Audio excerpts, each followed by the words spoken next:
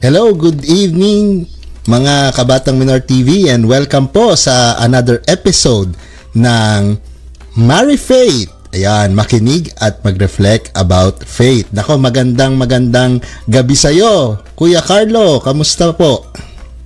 Magandang gabi naman, Kuya Alan. Sa awa ng Diyos, medyo walang baha. Ang hangad natin ngayon, yung mas marami nating tagapakinig sa Bulacan, sana'y ligtas sila sa baha. Oh. So, yun po. Amen. Nako, mga Kabatang Minor TV, napakaganda ng topic natin ngayon, ano? At very interesting. Pero bago muna tayo magsimula, syempre kagaya ng nakaugalian natin sa ating mga programa, ay magsimula muna tayo sa isang panalangin bago tayo mag-shout out. Alam ko marami na nagla-like at nagko-comment nitong program natin, pero let's put ourselves in the presence of God and humingi tayo ng tulong sa ating Panginoon Diyos na ibigay ang banal na Espiritu para ating maunawaan ang ating mga tatalakayin ngayong gabi. Sa ngalan ng Ama, ng Anak, ng Espiritu Santo. Amen. Ama naming makapangyarihan, kami po ay nagpapasalamat dahil ngayon po ay pinagtagpo-tagpo na naman po ninyo kami upang mag-aral ng about catechism, mag-aral about our faith. At nawa po ay ipadala niyo po sa amin ang iyong banal na Espiritu upang ang lahat po ng aming mapag-uusapan ngayon ay aming pong maisabuhay, aming pong maintindihan at maisabuhay. Ang lahat ng ito ay hinihiling namin sa ngalan mo, Jesus, na aming Panginoon. Amen. Sa ngalan ng Ama, ng Anak, ng Espiritu Santo. Amen. Amen.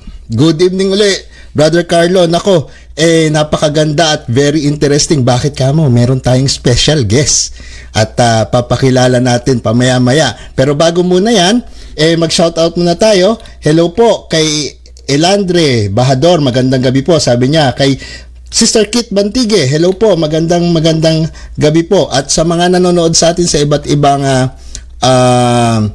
pages ng parishes sa Diocese of Malolos at sa iba pang dioceses, magandang gabi po sa inyo. Tara po, samahan niyo po kami. At pag-usapan natin ay, ang topic natin ngayon is about priest, about pare. Dahil last month, di ba, Brother Carlo, ang topic natin is about Eucharist, yung real presence ni Lord sa Eucharist, di ba po? Asa si Brother Carlo? Nawala. Opo, tama po. Naririnig ko po. Ayun. Real presence ng last time. Oo. So, kaya po ngayon, na napag-usapan po namin, maganda rin po dating talakayin is about priest. Kasi ang pare, sabi nga ni Kuya Carlo kanina, nagkakwentuhan kami, siya yung tumutulong para maihatid yung banal na Eucharistia sa atin. Di ba? Opo. Yung real presence, mag-a-agree si Father Kevin. Good evening po sa iyo at sa mga kaparian at sa buong bayan ng Diyos sa Diocese of Parañaque. Tama po ba, Parañaque? Parañaque. Opo, Parañaque. So as I was saying, yung topic po namin last time was the real presence of Jesus in the Holy Eucharist, which is made possible by the priest. Kasi siya yung sa Latin, Sacerdos Alter Christus, tama po ba yung Latin pronunciation? The priest is another Christ. Siya ang instrumento para siya ang sakramento pronouncing the words of consecration to make Christ's presence possible. Yan, amen. So yun po ang connect natin sa last topic at sa topic natin ngayon. Nako, eto, nandito na si Brother Pip. Good evening, Brother Pip. Pabatiin muna natin bago natin ipakilala yung ating guest. Nakamute ka, Brad. Good evening po sa inyo lahat, mga Kamari Faith. Namiss ko po kayo at good evening sa iyo, Kuya. Good morning, Kuya Alan, at magandang gabi rin sa iyo, Kuya Carlo. Namiss natin si Sister Pearly. Sister Pearly, sana po ay nalimas na ang tubig kung nasan ka man. Yes, sabi ni Sister Kit Bantige, hanggang sa amin daw, sa kanila daw hanggang binti pa po ang tubig nako po ay mag-ingat at maglagay po ng mga ano tawag dito, mga lotion sa pangapaa para iwas sakit, Yan, tsaka uminom ng vitamins yung mga nasa baha dahil para malakas ang resistensya. Pwede naman lumangoy basta siguraduhin malinis. But anyway, pakilala na natin. Ito talaga matalik nating kaibigan dito sa Batang Minor TV. At siya po ang currently anchor siya sa Radyo Veritas. At kasama niya si Miss Angelique Lasso. Minsan makikita niyo sila sa umaga sa Facebook. Maririnig niyo rin po sila sa radyo. At meron din po siyang segment sa TV Maria. Yung isa yung salita ng buhay, yung parang reflection about the gospel. I think every Wednesday ata yun, or hindi ko alam kung nagbago na. But anyway, ito na ang parish priest ng parokya ng St. Joseph sa Tambo from Diocese of Novaliches tuloy, Parañaque. Father Kevin Crisostomo. Hello po, Father Kebs. Nako, I miss you. Good evening, Tito Alan, kay Brother Pip, kay Brother Carlo, at sa lahat ng ating mga Kamare Faith. Magandang gabi po sa inyo lahat. Yun. Nako, maganda yung topic natin ngayon, Father, about priest. Dahil kahapon, ating sinelebrate ang memorial ni Saint John Maria Vianney. Actually, nasa seminaryo pa kami nila Brother Pip, nakilala na namin niya si Saint John Vianney kasi palagi nating sineselebrate yan. Di po ba? So, Father, unang question muna. Salang natin, di po ba nung seminarista kayo, syempre, bukasyon. Nakwento na natin yung bukasyon po ninyo. Noong oordinahan kayo, anong pakiramdam? Nako, paano ba tayo magsisimula? Actually, magandang tanong yun, Kasi yung ordination, magkaiba yung feeling ng diaconate sa priesthood. Yung sa diaconate muna tayo. Siguro nga, for those who have already been following me, pati nakapag-share na rin ako ng kwento dito sa Batang Minor TV sa mga previous episodes. Medyo na-delay po ako na ordination. Ang kwento po nito, pumasok po ako na seminary at 12 years old. Batang minor din po ako, pero laking Guadalupe sa Our Lady of Guadalupe Minor Seminary. So, 12 years old pa lang nasa seminaryo na. Tapos, I left the seminary not once but twice. So, yung una, Regency, required na Regency before I transferred to San Jose Seminary. Tapos po nun, yung pangalawa, personal decision ko po, after nung spiritual pastoral formation year. Tapos noon, pagka-graduate ko ng seminaryo 2013, ready na Actually, ang kwento nga niyan, pumunta pa kami ng disenyo sagrado dyan sa Magiginto para magpagawa ng vestment. Tapos, to make the long story short, isang araw, tumawag sa akin yung bishop, sabi, hindi ka pa ordinahan. Didelay ka muna, magpapasok ka muna sa pre-diaconal program. And I stayed with the pre-diaconal program for 1 year and 7 months, kung di ako nagkakamali. So, nung maoordinahan na, yung sa diaconate, syempre excited.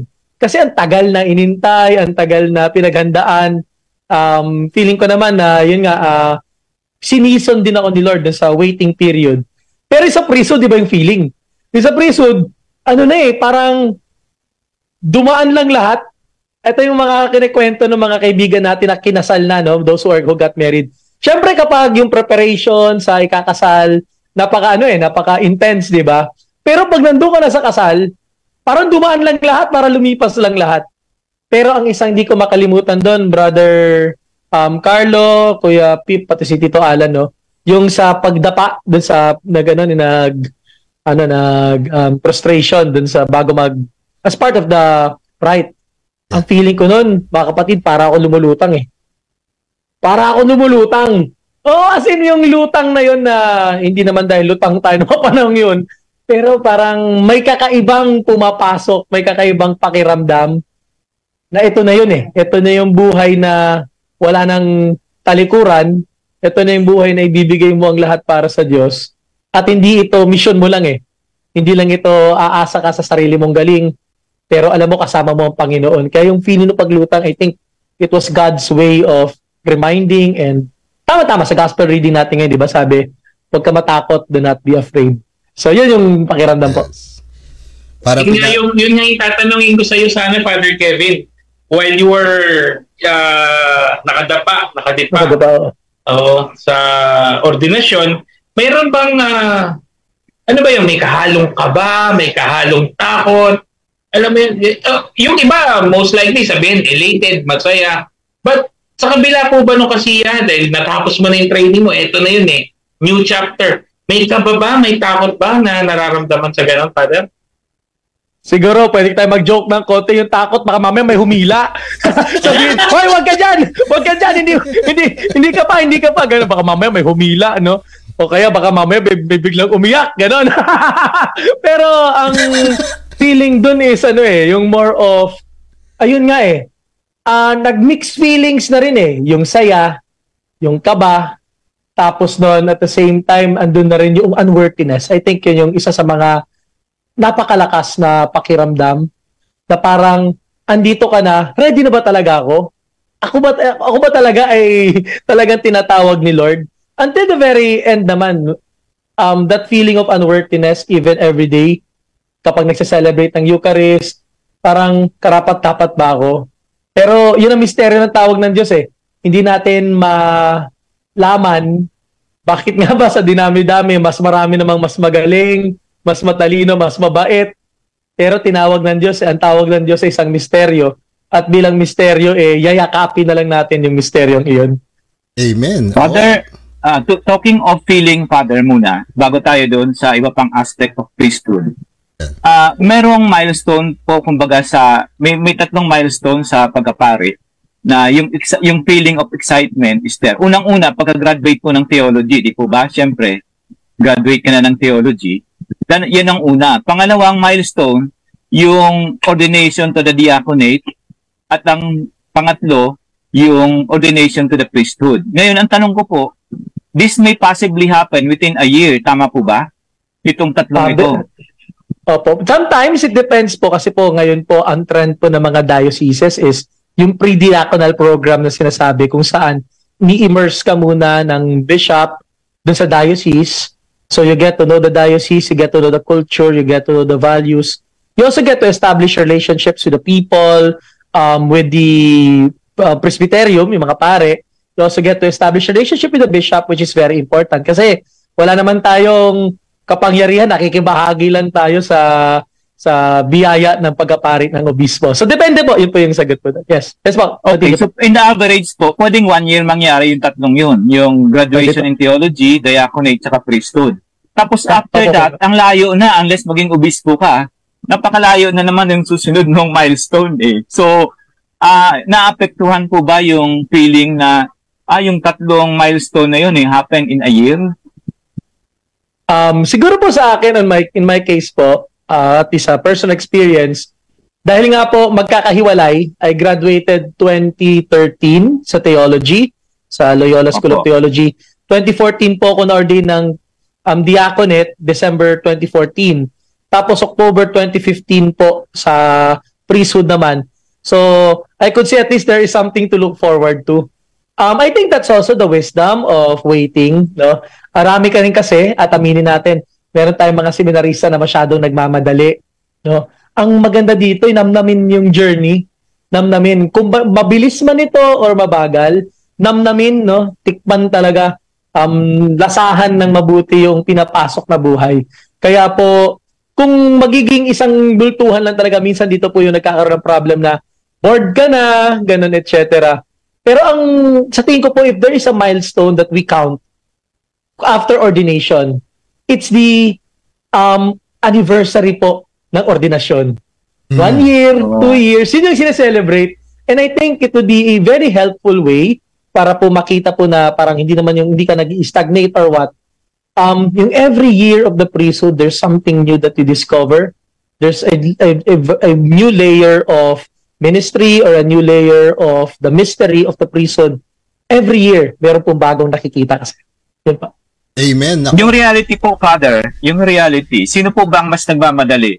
Yung obispo because of shortage of priest o yung pare mismo? Sana walang taga-diocese para niya nanonood dito. Sana walang diocese para nanonood dito. Yung sa, actually, depende pa rin Holy Spirit mo nakilos dyan Yung sa bishop kasi, of course, the bishop knows as the pastor, as the head of the local church, alam niya yung need. So may mga talagang times na minsan pinupush talaga ng mga bishop. Pero malaking bagay din po na may personal na paninindigan, conviction po yung priest, especially dun sa responding to the call. Ang kasabihan namin dito sa diocese pag tinawag ka ng bishop, drop everything and go Kapag ibig sabihin nun, kapag kailangan ka na ng simbahan, ready ka. May need for priests, pero kung wala yan, maglilipatan po kami in a few months time, kung saan ka man dalhin, doon ka pumunta at doon ka lalago at doon ka mamumunta.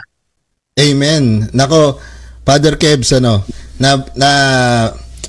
banggit mo yung kanina yung feeling mo yung habang nakadapa ka.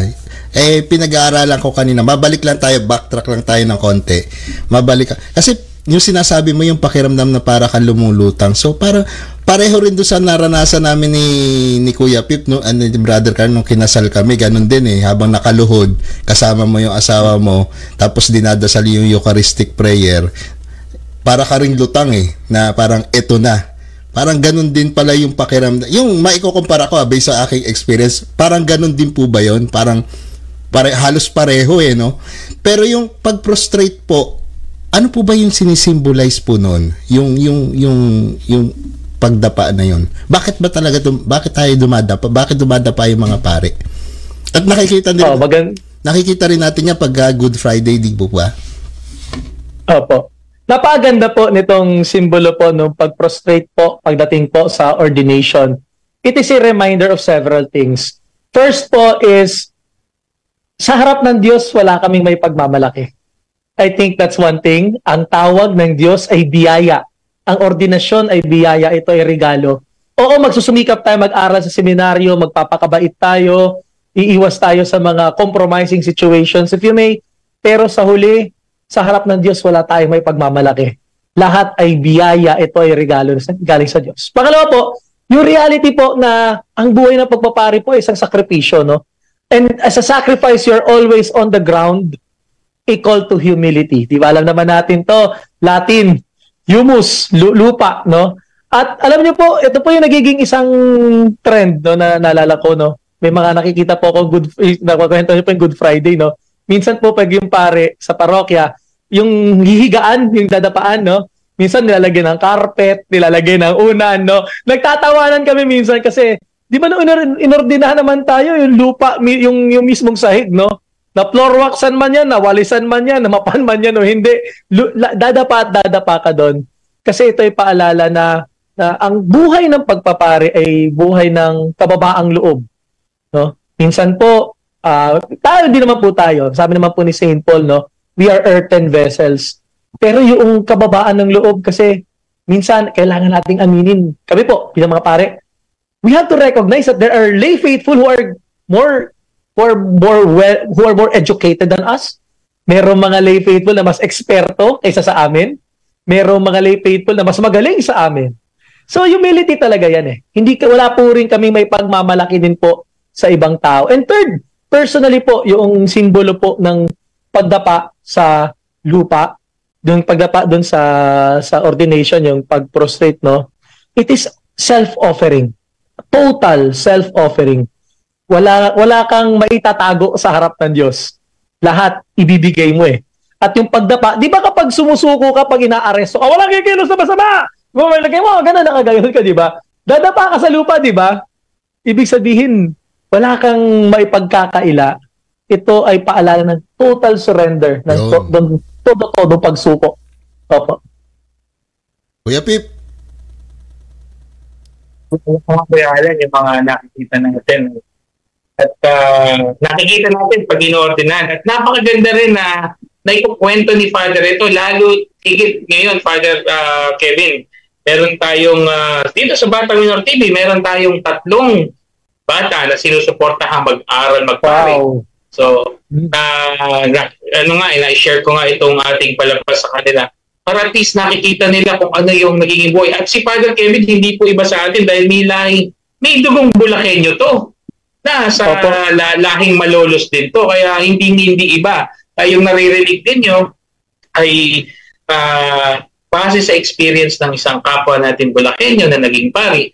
Father, yung doon naman tayo sa ano, no? Kasi minsan, sabi mo kanina, simbolo ito ng total surrender. Pero nangyayari minsan, pagka naging pari na, parang hindi na naging total surrender. Kasi total surrender, wala kang magagawa. Talagang ano na. Merong mga challenges, no? Pag naging pari. Isa doon ay yung minsan hindi mo gusto kung saan ka dadalhin. Ano yung ginagawa? Ano yung, kung wala ka pa na-experience sa ganun, baka may kakilala ka, ano yung ginagawa ng mga pari na pwede nilang gawin, lalo mga bagong pari, no? Dadalhin ka sa isang lugar na, hindi ko naman gusto dyan, eh. May magagalit sa akin dyan. May pinagtataguan ako dyan. Parang gano'n, di ba? Huwag niyo ako dalhin dyan. Meron bang, kasi maganda po yan, maganda mapag-usapan dahil, Father, dito sa aming lugar, sa Bulacan, hindi po iba na may mga assignment, tapos in-announce na, mababalitaan ko si Father ganito na mapupunta sa amin, tapos biglang mababago. Ano po yung isa sa mga magandang gawin na para ma-practice ng mga seminarista pa lang, talagang sumunod. Ayaw mo, susunod at susunod. Meron kasing mga ganun eh. Ano po, meron ka ba experience na related to funds?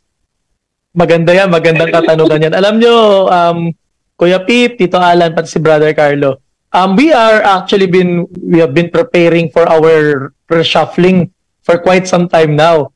Actually, dapat nasa bagong parish na po ako, no, sa last July pa kasi yun po yung talagang petsa. Pero nung Christmas, in-announce na pa-extend daw po kami for 6 more months. Sa karanasan ko po, actually, yung extension yung pinakamahirap eh. Kasi naka-ready ka na eh, naka-focus ka ng pumunta sa bagong lugar. May mga katotohanan po, no, na totoo yun, no? Hindi naman talaga lahat ata ng pari nagto-total surrender. Siguro meron pa nga na talaga may resistance. And even in other dioceses, sa kanilang experience ng reshuffling, may mga pumapalag talaga.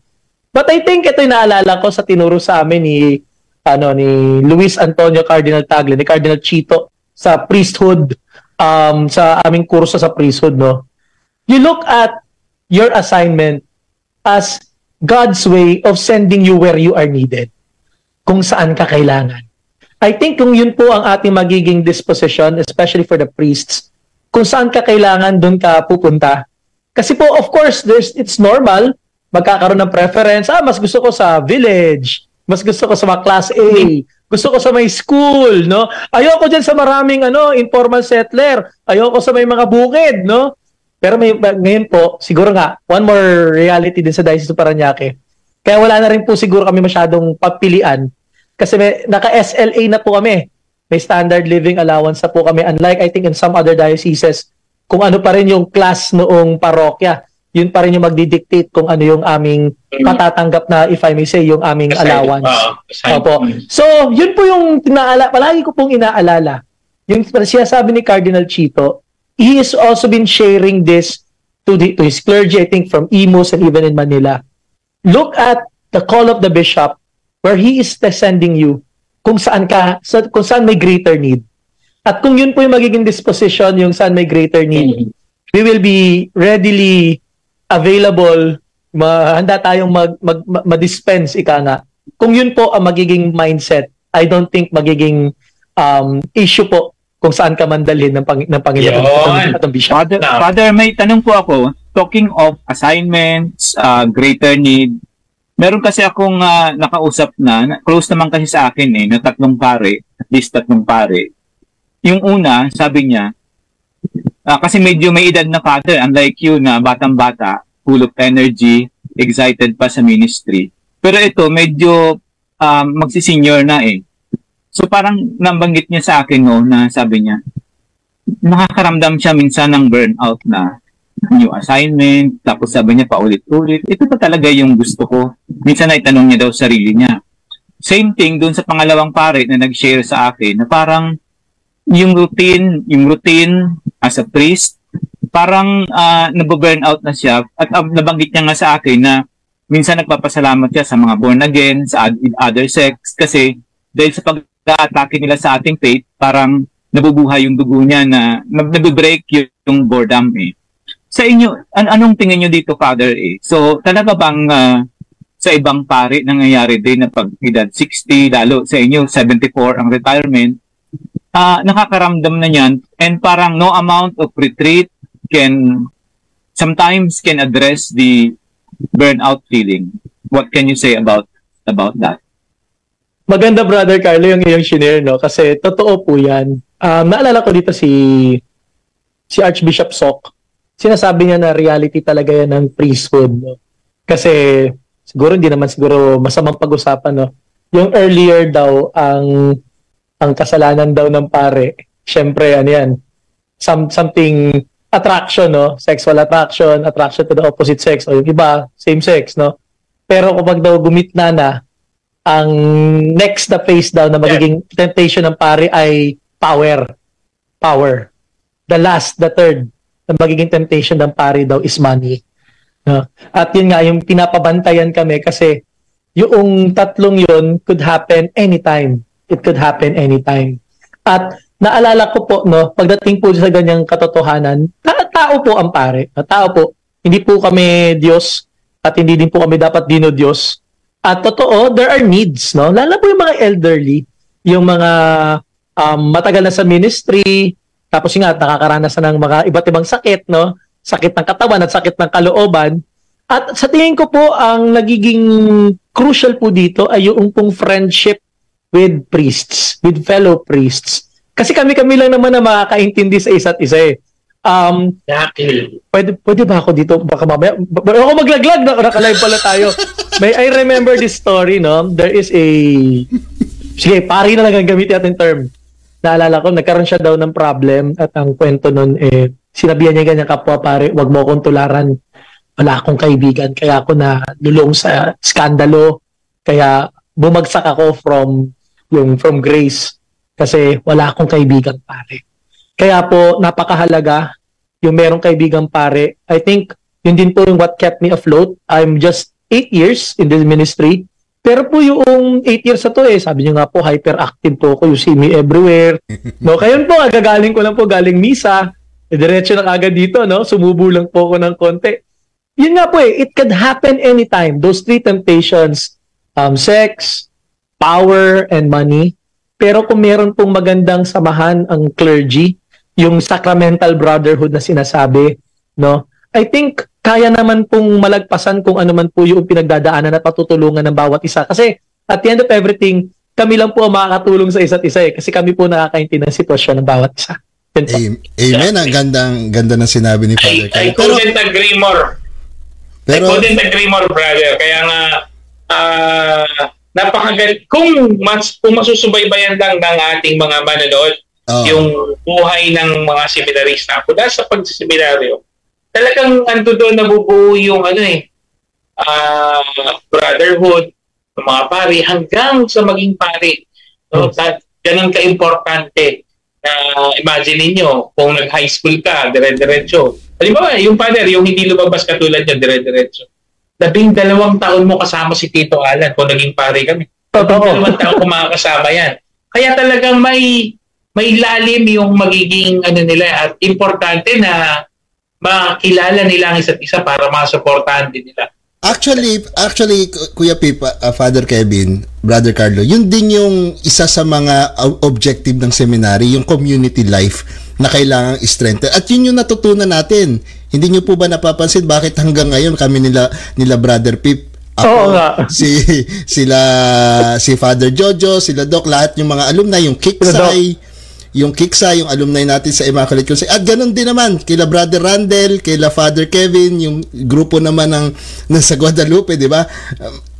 Medyo intact din. Kasi yun yung sense of community na finorm tayo bilang mga seminarista nung araw. At yun yung sabi ni Father Kevin maganda maipagpatuloy sa pagiging magkaroon ng sense of community. Pero Father, 'di ba sabi mo may mga temptations, 'di ba? Napansin ko nung pagka-ordinasyon, tinatalian yung kamay ng ano yung corporal ata yun, di ba? Yung corporal. Yung Ano po? Yeah. Purificator ata. Purificator na malaki. Yung po ba yung parang sign na para mag-restrain ka sa mga temptation na yun? Kasi kamay. Hindi po. Actually, alam niyo po, na-discover ko, no, kasi syempre sa mga ordination na in-attendan po natin, pati ako po, nagsaserve po ako as MC sa ordination. Lately lang ito nagkaroon ng ng revival sa ordination. Kasi naalala ko, nung minor ako, pati nung college ako, di ko nakikita masyado yun. Hindi ko masyado napapansin. Yes. Pero ngayon, na-highlight siya eh. Kasi ang kwento, at ito po yung kwento din sa amin po, no? Yung pong corporal na yun, ay syempre, lalagyan po tayo ng oil eh. Ina-anoint yung aming kamay bilang mga pare, ina-anoint po ng chrism. Alam naman po natin, yung chrism, yung oil for the sacraments of baptism, confirmation, and itong sa ordination to the priesthood. Ina-anoint po yung kamay, holy orders, no? So, lalagyan po na, no, to consecrate, no, para to say that these hands, minsan po napapaisip pa sa mga kamay na to, no? Nakasiko sa basketball, nakapang-away, kung ano-anong hinahawakan, gano'n, di ba? Pero sabi ko, itong kamay na ito ay ginagawang banal eh. Maganda po yung term na consecrate to make something holy. Yes. At ito po ay tinatali para po ipaalala po na ang kamay na ito ay meron ng bagong purpose. At ang kamay na yun ay hindi dapat manakit. Ang kamay na yun ay dapat magbigay buhay. Yung pagtali po, in a way, practical purpose, para ipahid yung chrism oil. But at the same time, it is also a reminder to bind. No? You are bound to this responsibility. Parang doktor, no? Wag kang do not hurt anyone. Yung Hippocratic. So, yun po, ang kwento po, magandang may nakitang comment dito, no? Iaantay ng parents. Actually, iaantay yan ng parents, tapos ang kwento, binibigay sa nanay.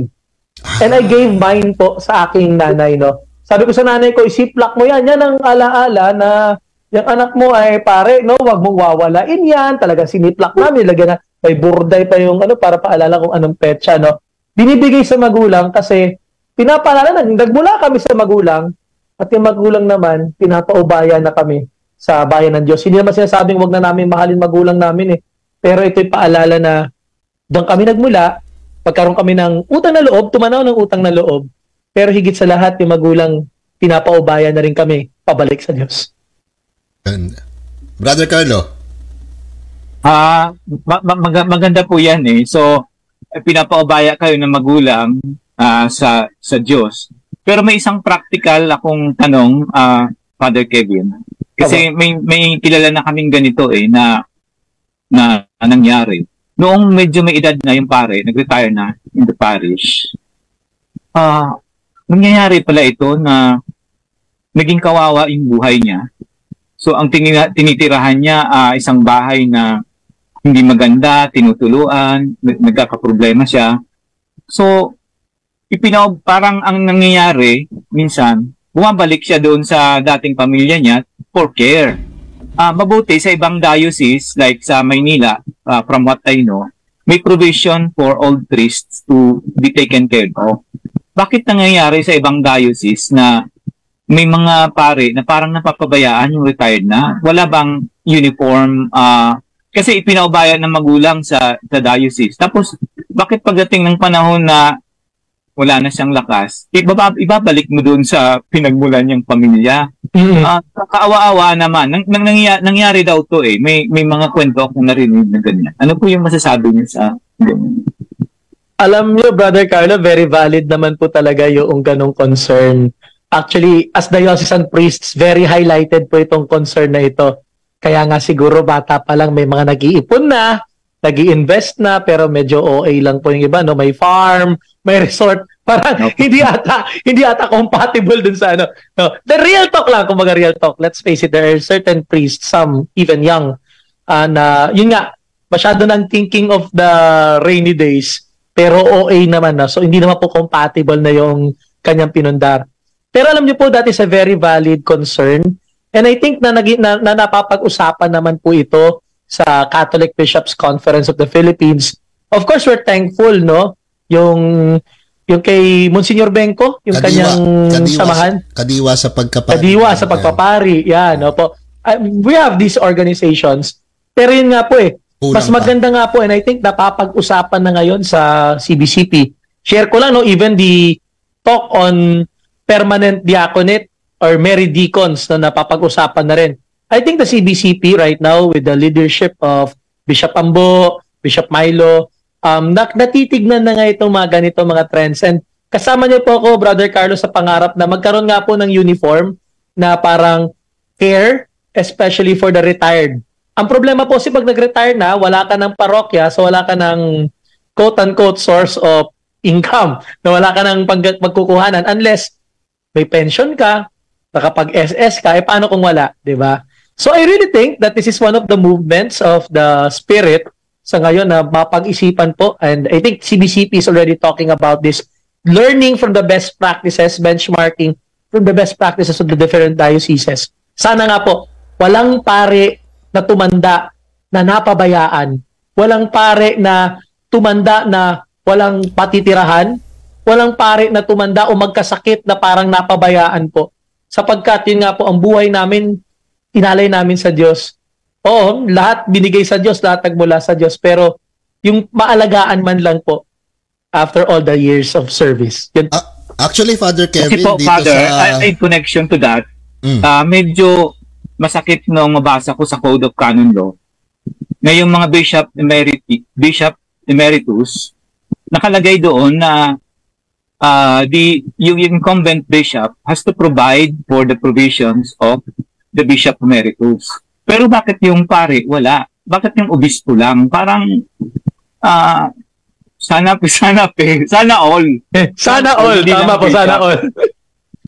Yeah. Sana nga. Actually, dito sa diocese, at least nakapagsimula na, meron na po kaming bahay pare para po dun sa mga those who would be retiring. Pero ang nagiging trend po, share ko lang din po, no? Some priests really come home to their families, no? Lala na po kung may mga kapatid pa naman, may mga kamag-anak pa naman. Pero, yun nga po, kasama po niyo po ako sa pangarap talaga na walang paring mapapabayaan after all the years na siya po ay nakapaglingkod po sa simbahan. Actually, Father Kevin, Kuya Pip, Brother Carlo, dito sa US, nakita ko na meron, actually dito sa US kasi yung mga pastors or yung mga pare, meron silang, kasi kompleto naman sila dito, meron silang social security, meron silang, kaya minsan, na-fulfill yun. Tapos may mga care home na available na pwede silang ipasok. Kaya lang, nakakalungkot pa rin kasi because they need to do it on their own. Yung decision sila pa rin. Wala talagang, alam mo yun, wala talagang parang isang plan for all priests. Parang ganun. Walang ganun. Kaya nga napaisip nga ako, Father, posible kayang i-suggest yun, halimbawa yung mga batang pare, kung meron man home care or bahay pare, mag-apostolate doon kahit isang araw o isang linggo para, alam mo yung brotherhood, ma-realize nila, di ba?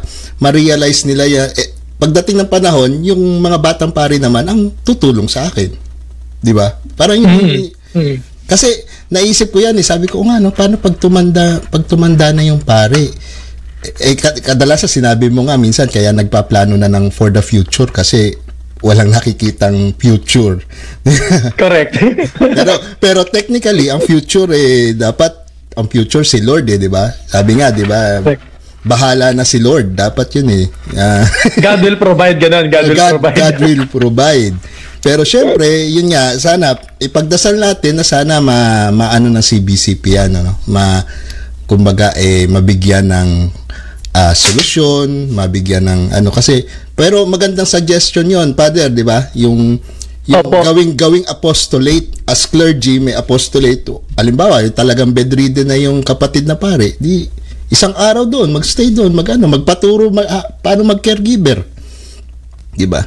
Alam niyo po maganda yun, Actually, kasi seminarista ginagawa, pero kapag pare medyo hindi na masyado.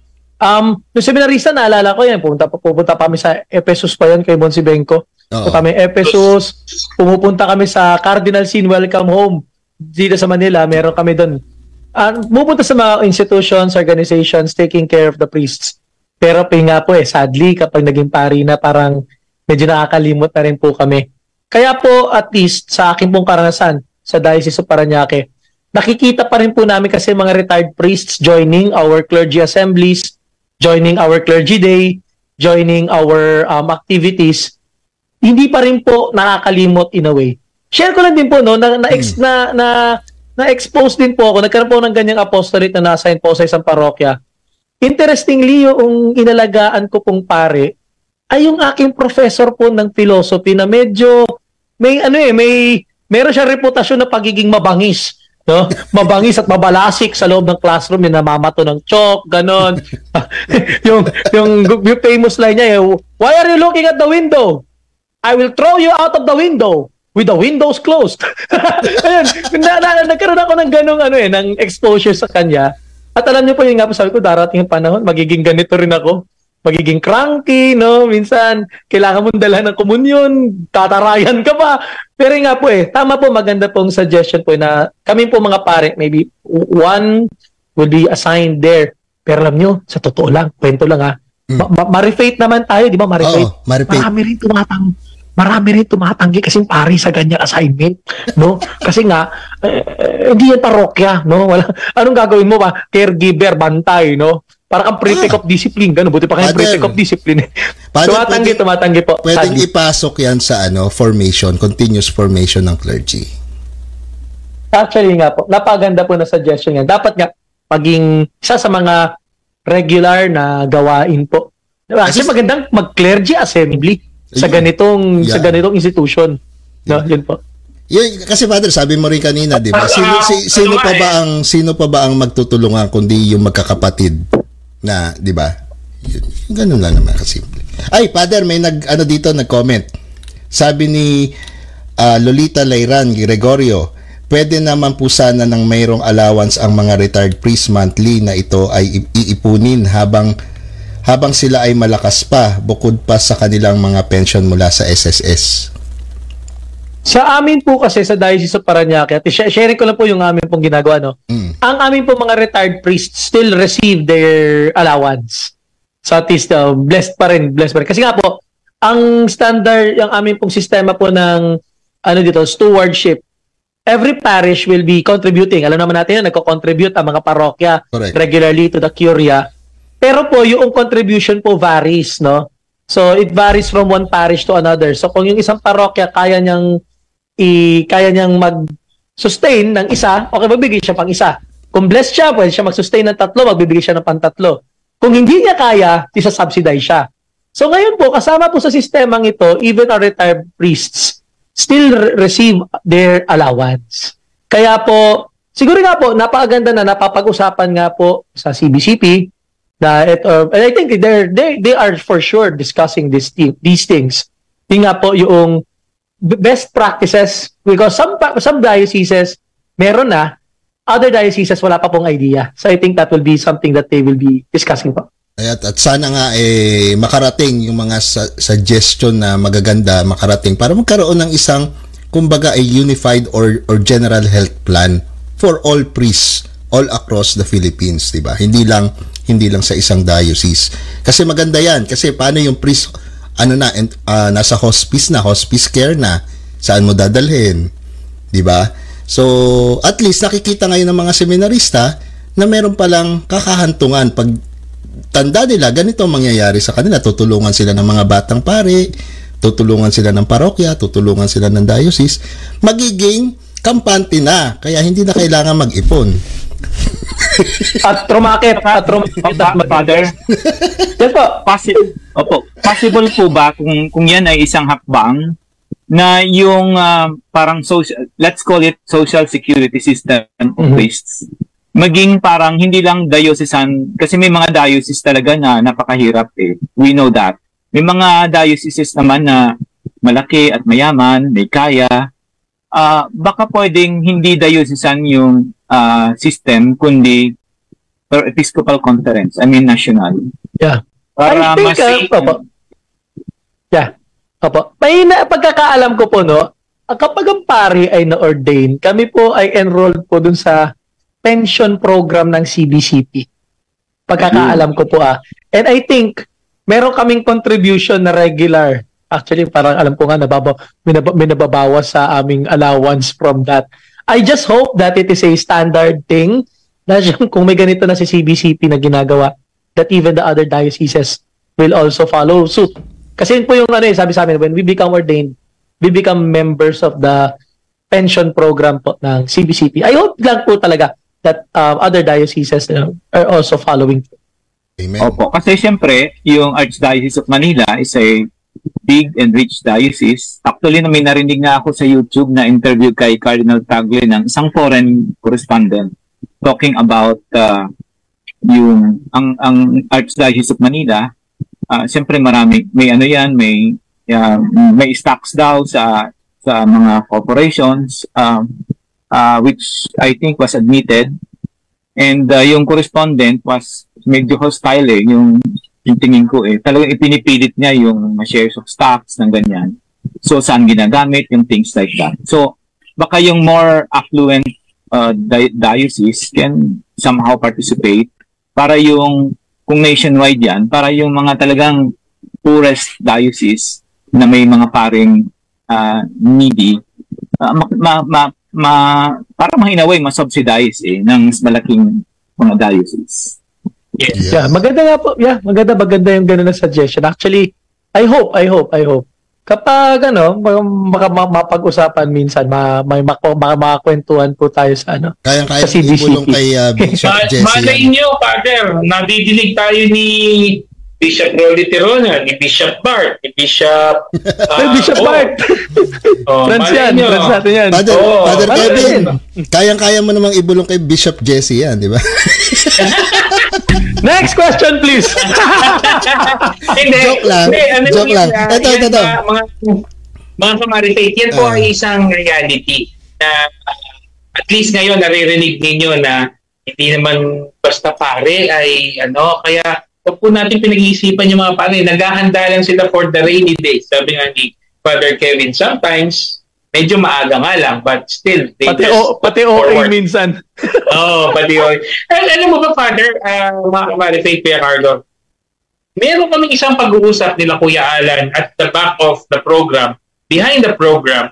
Sabi namin, bakit na lang yung mga may edad na pare, hindi na lang natin ibalik sa seminary for the sake na may mga batang titingin sa kanila doon at meron din silang ma-share sa mga bata na kwento, yung mga kwento nila ng bagong pari, batang pari, sa yung darating nila. That was shared and sana mayroong mga ganong pagkakataon. Naalala ko yan kasi nung panahon natin, nung minor tayo, doon nakatira si Bishop Manuel del Rosario at doon din nakatira si Father Nas. Father Nas. At actually yung mga seminaries kami, madalas sa kanila kami nagkukumpisal kasi ayaw namin sa SD dahil baka kami mabengbang. Mula noon hanggang ngayon. Pangalawa, isa pang dahilan, ma-share na, marites namin sa'yo, Maribit. Kaya din ginagawa yun ng iba kasi si Father Nas po ay epileptic and si Bishop minsan sa edad may mahina na. Kahit na anong sabihin mo, minsan hindi na niya naririnig. Pero kasalanan mo. Yung iba, gano'n ang thinking. Bakit sila doon nagpapa-observe? Pero napakaganda po na yung mga matatandang pari. Kung yung mga bata lang ang ating susuportan, yung mga matatandang pari, mga Kamari-Faith, bukod sa ipektasal, susuportahan din natin. Yes. Talagang nakakaawa po dahil sa ngayon, wala pa pong official program na nakalaan para sa kanila. Meron naman sa diocese natin, Kuya Pip. Alam ko yung isa sa San Ildefonso. Tapos may isa pang bahay pari doon. Tapos may isa pang basta mayroon pa silang binuksang isa na hindi ko maalala kung saan. Pero at least suportahan natin kung alam niyo po yung mga lugar na yon. Pwede po kayong mag-donate doon para tulungan natin initially yung current na nandoon ng mga pare. Tsaka kung may nakita tayong mga matatandang pare sa mga parokya na nandoon nag-i-stay, yun po ay tinutulungan ng parokya, tulungan din natin. 'Di ba? Parang gano'n. Kasi may tanong po ako kay Kuya Pip. Si Kuya Pip naman ako magtanong doon sa suggestion mo na sa seminaryo yung mga older priest. I don't know, ano yung point of view mo rito? Hindi ba pag nakita ng mga seminarista yung older priests, kasi para ba ang sasabihin nila doon sa older priests, what you are now is what you will become. Tapos parang ganun, baka naman naku, ganito pala pag may edad ka na at wala ka sa pamilya mo baka during residency mag-create ng question doon sa seminarista na better off pala pag sa pamilya mag-aalaga sa iyo So wala bang ganong Kuya Pip? Wala bang ganong klaseng Kuya Carlo, sa akin personally, nung nag-aral kami sa seminaryo, up until now po, ako ay very attracted sa buhay sa seminaryo. Nagkataon lang po na iba yung buhay ko. At sa totoo lang, kung yung mga seminarista would be formed in a way na talagang ando doon yung brotherhood ninyo, talagang hindi mawawala sa loob mo na uuwi ka doon And ang isang, para sa akin, na walang ibang magandang matutunan na lesson sa buhay ng mga batang pari at mga nagpapari, kundi marinig mismo nila yung experience ng mga matatandang pari. Kasi they've been there. Papunta pa lang yung mga nag-aaral, yung mga seminarista, pauwi na sila. Alam nila. But, to answer your question, hindi lahat talaga siguro ay may ganong klaseng thinking katulad ko o katulad ni Kuya Alan. But we were raised in a generation ng seminarista na we look up to doon sa mga matatandang pari. And para lang sa akin, ang thinking ko lang ay doon naman nagsimula yung bokasyon mo Bakit hindi ka doon din bumalik? And besides, sabi nga, 'di ba? Doon sa ni Father Kevin kanina, yung pagtatali ng corporal. Isinusuko ka na rin, hindi ka isinusuka ng magulang, isinusuko ka ng magulang doon sa iyong bokasyon para maging pari, no? Yun naman ay siguro hindi maging wag masamain ng mga seminarista na itatapon ka lang pala sa seminaryo kasi hindi pa nila nasusubukan kung ano yung buhay sa seminaryo. Sa totoo lang po, napakasarap ng buhay sa seminaryo. Hindi ko nagbibiro. Alam niyo po, kaya nga po naiinggit ako, honestly po, sa inyo sa Malolos. Kasi kayo may seminary, kami po sa diocese pala. Kaya napakaganda na may ganyang option, if you may, na bumalik. But I think it's also a way of giving back na rin, na hinubog tayo.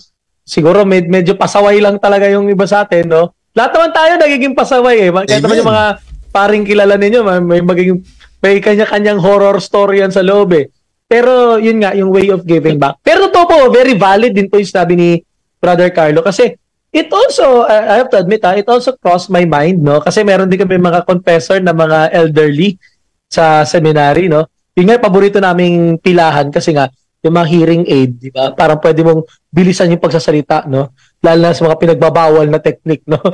Yung mga ganun bagay. Pero yun nga nagkaroon din ng time na it crossed our minds na, ganito ba ang ending ng buhay natin? Nandito na lang tayo, no? Paano kung wala na yung pamilya o kung nag-iisa ka lang na anak? May mga ganun po na mga very valid po na, kaya sabi po ni Brother Carlo, kinatawa ako na sabi niya na, parang, kung ano yung nangyayari, kung ano nakikita ko, magiging ganyan din ako. It crossed our minds, honestly. Pero siguro nga nasa pag-uusap, nasa development na rin ng formation at the same time, yung pagtuturo na rin na makita na it's also our way of giving back na rin po. So kung saan kami nagmula. Tama, Father Kevin, kasi nung kami ni Kuya Pip, yung mga formators namin, talagang finocus kami sa community, yung community life. And then yun yang andun yung mga pare, sinasabihan kami, si Bishop Almario pa nung araw, nagbibigay ng chocolate. Nagbibigay ng chocolate pag galing States at umuwi, bibigyan kami ng talagang inaano niya yung sense ng brotherhood, sense of community. At yun naman yung ngayon, inaano namin, kumbaga ito yung output ngayon, magkakakilala kami kahit yung mga matatanda sa amin. Actually sa September magmi-meet kami ng mga batch 1980s, 1978 na mga tito ng seminaryo dito sa LA. So magmi-meet kami and nandun kumbaga yun yung na-strengthen sa aming mga lay. At yun ngayon yung tanong ko, Father Kevin, yung kasunod naman doon na pag-usapan naman natin. So, yun yung buhay ng pare in terms of yung sa sarili. Paano naman yung buhay ng pare bilang isang parish priest in relation to the lay people? Kamusta? Ako, napakaganda. Napakaganda mga topic natin Pambalitaktakan talaga. Opo, alam niyo po, isa po, honestly, one of the things that I discovered, no? Kasi nga, syempre, sa Manila, parang medyo may mga ayaw sa seminaryo ma-assign Pag gusto nila sa parokya. Actually, ngayon, naintindihan ko na bakit ang saya po talaga sa parokya, no? Masaya sa parokya. Walang tatalo po sa buhay parokya. I myself, thinking about, ito, lately, share ko lang. Kasi may mga kaklase po ako, pumunta na ng Rome. No? Pumunta ng Rome na doon mag-aaral for the coming school year. Oh, maraming pinadala ko, year sa Pontificio. Maraming pinadala ngayon Tapos ngayon, minsan, andito pa rin ako sa tambo, no? Pero niyo po, nung kamakailan, I think, yung sa mga friends ko po sa Instagram, na-post ko to may dahilan bakit nandito pa ako sa parokya. At lately, napagtanto ko, masaya sa parokya, no? Masaya sa parokya. Number one kasi, well, in the end, at the end of everything, depende pa rin sa kung ng parish ka ng assign Pero yun nga po naniwala naman ako sa katagang grow where you are planted Siguro po number one na napaka-consoling na experience sa parokya is yung journeying with the people. Kasi po, yung makikilala mo talaga sila, basta ang provision lang po nito, lumabas ka ng kumbento. Huwag kang magkulong sa kwarto. Sumama ka sa BEC, bumabad ka, lumabas ka, yung pumunta ka. Kapag may patay nga po, honestly, mas gusto ko po yung hindi dinadala sa parish. Gusto ko yung sa bahay pumupunta para makita ko talaga yung yung journeying with the people, yung number one po na consolation po sa buhay parokya. Number two po na consolation sa buhay parokya is yung sacraments, no? I remember, I think, for those who know Father Ferdy Santos, no, yung nagbalik bayan na pare, now with the Diocese of Antipolo, sinishare niya, nasa seminaryo siya, hindi siya marunong magbinyag, hindi pa siya nakapagbinyag, hindi pa siya nakapagkasal, hindi pa siya napag-anointing of the sick because for the entire years, he was in the seminary taking care of the seminarians. Of course, that's a different, that's a unique experience too. Pero yung nabinyagan mo, ito share ko, nabinyagan mo, tapos makita mo, nagsimba, na malaki na. Meron po ako kasi dito rin po sa Tambo, na-assign po ako dito, seminarista, deacon, pare. So meron po ako nabinyagan ng deacon ako, nagsisimba po sa akin every Sunday, at nakita ko lumalaki na siya, no? Joy yun po para sa isang pare na makita mo yung bininyagan mo.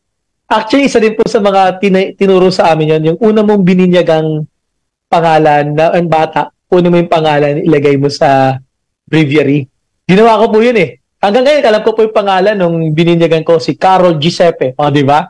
So, yun yung mga joys na you get to journey with makita mo yung sa sacraments. Hindi ka lang basta dispenser ng misa. Hindi ka lang basta factory ng binyag. Pero you see the sacraments as a way of building relationships. Which brings me to the third na napakaganda pong experience sa parokya. You get to be almost everything. No? Pero yun nga po, it entails a lot of humility and it entails a lot of learning. Wala naman po sa seminaryong pinag-aralan tayo ng accounting, fundraising, engineering. No? Alam niyo po, nagpatayo po ako ng building, 16 million Minsan iisip ko, ang lakas ng loob mo, brad Papatayo ka ng building, 16 million, marunong ka mag-fundraising, marunong ka mag-accounting, kung niloko ka ng iyong contractor, mga ganun, di ba? Pero along the way, in the parish, you get to learn You get to learn along the way. Yung sinasabing learning on the job. I think that's one of the joys of me as a young parish priest. Marami po akong natutunan na hindi ko natutunan sa seminaryo dahil sa parokya. Which is connected, pang huling point lang, yung pong collaboration with the lay. I think this is one thing that must be addressed din. Alam naman natin yung issue ng clericalism, na pari lang magaling, pari lang may alam ng lahat, no? Lahat dapat kayang gawin ng pare. Pero natutunan ko rin po sa parish is trusting the lay. Ito po one thing I learned, pagdating sa labor, pagdating sa employees, pagdating sa HR, trust the lay. Because the lay know how to deal with their fellow lay. Kasi kapag pari yan hindi kita trip, tanggalin na kita, gano'n, di ba? One more thing that I learned from the lay, yun pong financial management. Kasi pag pari ka, you have all the power, you have all the money, gasta. Father, kailangan po natin pag-ipunan yung bubong. Father, yung ating pong kuryente, check niyo po yung trend. Mataas po pag ganito. I learned a lot because of my collaboration, learning from the lay. Kaya po yun po yung sinasabi ko pong joys ng buhay pagpapare, no? Hindi, lalo po sa buhay parokya, you get to journey with the people, you give the sacraments, and we are formed to really share the sacraments. And yun nga po, the joy of learning on the job through our collaboration and trusting our lay partners in the mission of evangelization. Yun. May follow-up po akong question. Ayun, follow-up. Naku, ayan na. Dami. Go. Follow-up po akong question kay Father Kevin. Una, siguro kung retired priest ka na, tapos yung unang bininyagan mo, cardinal na. Pero ang question ko, yung relationship ng pare, yun ang yung question ni Kuya Alan yung relationship ng parish priest sa parishioners, sa lay. Ito lang yung Father. In terms of psychology, not in terms of finance, ang relationship ng parish priest to parishioner is more on giver and receiver relationship. Hindi sa pinansa, yung pare is giver, yung yung lay is receiver. Ang ibig kong sabihin, andyan yung lahat naghahanap sa iyo sa parish priest, lahat may sasabihin, Father, yung namin ganito. Kahit na nakabitbit ka na ng maskit, hindi man lang iniisip na minsan si Father haharangin mong bigla, tapos kung ano-anong sinasabi na mga problema na samantalang si Father ang iniisip, naku, may traffic tapos aabalahin ka, may mag-aabang sa'yo na para bang ang iniisip niya lang yung receiver siya, tapos yung pare is giver. Sa mga katulad yung bata pang pare, medyo okay pa yun kasi at least parang somehow naiisip mo, ay, importante pala ako. Pero kung ikaw ay malapit na mag-74 and you are still in that situation, ano ba naman itong mga laitong to? May pangangailangan din ako, may mga concern din ako pero bakit parang gusto nila lahat ng bigat ng dinadala nila ipinapasa sa akin ayoko na ng ganito. Parang merong ganong paradigm. Kaya ako nakakaintindi ako sa pare na lalo kung may edad na, naku, nakikipag-appointment talaga ako. Kasi hindi yung basta mo lang aabangan pagkatapos ng misa. Kasi may iniisip yan May iniisip yan. Mabuti kung bata-bata yan, may passion pa yan to listen to that. So, anong take niyan? Wala pa kayo sa ganong stage, Father Kevin, bago mo sagutin yan, may idadagdag ako doon sa sinabi ni Brother Carlo. Actually, first-hand experience ko dito sa Portland. Merong retired na pare na nagmisa doon sa pinaglilingkuran kong simbahan. And, so retired siya. So, naghihintay na lang kami, mga 5 minutes before the mass, may pumasok na lay, magpapabindisyon. Sinigawan ba naman yung lay at sabi, magmimisa, I'm preparing for the mass, you have to wait later, sinigawan. Ako, para akong, kasi hindi ako sanay na ganun nagulat ako hindi ako sanay. So, pinalabas ko yung lay, kinausap ko yung lay, sabi ko, pagpasensyahan mo na kasi nagpe-prepare yung pare, hindi naman pwedeng basta-basta. Pero, yun nga yung follow-up question ko rin. So, ano ba pwede nating i-advise sa mga nanonood sa ating mga lay ngayon in terms of doon sa sinabi ni Brother Carlo, ano yung magandang approach natin? Yeah. Actually, Brother Carlo, kahit naman po young priest, naharas din. Naharas din po kami yan, yung mga ambush. Ito po, share ko lang. Wala naman siguro taga-tambong nanonood dito. Ay, shout out sa ating kay Ate Jel, happy birthday. Di naman taga-tambo si Ate Jel, okay lang. Pero shout out sa akin sa Kristan Mayor na si Voltaire Geronimo, tubong paumbong to, birthday niya ngayon. Happy birthday sa iyo, Voltaire, no? Seminarista din siya, lumabas nasa from the Redemptorists. Anyway, eto, kahit naman po kahit naman po bilang young clergy, nakakaharas din. Share ko lang, no, wala mo siguro taga-Tambong nanonood dito. Minsan po, nung bata pa po ako, nung bago pa lang po ako dito, may pumunta po dito, no? At nagsabi sa akin, Father, na-hospital po si ganito, no? Worker ba na to? Parish siya na to. Hindi to yung budol, ha? Alam naman natin budol, eh. Ito valid talaga. Parishioner talaga at sinasabi na yung aming fellow servant ay nasa ospital. No? Sabi ko, ay sige po. Siyempre, number 1 nating may offer dyan, prayers, no? Mawais tayo. Prayers muna. Number 2, whatever help we could give, we give. So, in a way, dahil nga sabi ko, parish servant to, nag-abot ako ng konti. Ito yung kinagulat ko, no? Yung dati po kasing pari dito, binabayaran po ng buo yung hospital bill. Na-shock talaga ako as in. No? Sabi ko, ano ba itong pinasok ko? Pero alam niyo po, even we young priests really get harassed. No? And I think, as much as we want to be available to the people, kailangan din nila ding maintindihan. Yun nga po, yung mga experiences po natin, nagagalit yung pare, no? Kailangan din po natin maintindihan yung humanity, yung aming pong humanity. Yes, we are called to a higher level of being, higher level of thinking, higher level of spirituality and values. Pero yung humanity din po ay lumalabas. May panahon na ang pare, masama ang gising. May panahon na ang pare, hindi masarap yung pagkain nahain sa hapagkainan. May panahon yung pare, nangangailangan din at meron din mga pinagdadaanan. I think if there's one thing that our lay faithful have to understand, yung humanity din po namin. Kaya po ako po honestly, hindi po ako nagsasawang magsabi ng sorry kapag meron po ako mali. I admit my fault, I admit my mistake. To show to them, tao pa rin po kami na nagkakamali, na nagagalit, nagiinit ang ulo, no? Our humanity could really limit us. At hindi naman po kami pwedeng hati-hatiin ito different parts, tapos nun, every part will be functioning. It is very understandable at hindi lang po ito nangyayari sa elder priests but also to the young. Kaya po ang aming pong pakiusap, ito po, lalo na po, St. John Mary Vianney. St. John Mary Vianney, for sure meron din tong mga panahon na matanda na po ito eh. Siguro hindi naman po siya siguro araw-araw ng buhay niya talagang smooth sailing eh. There will be days that he will have quote-unquote bad hair days.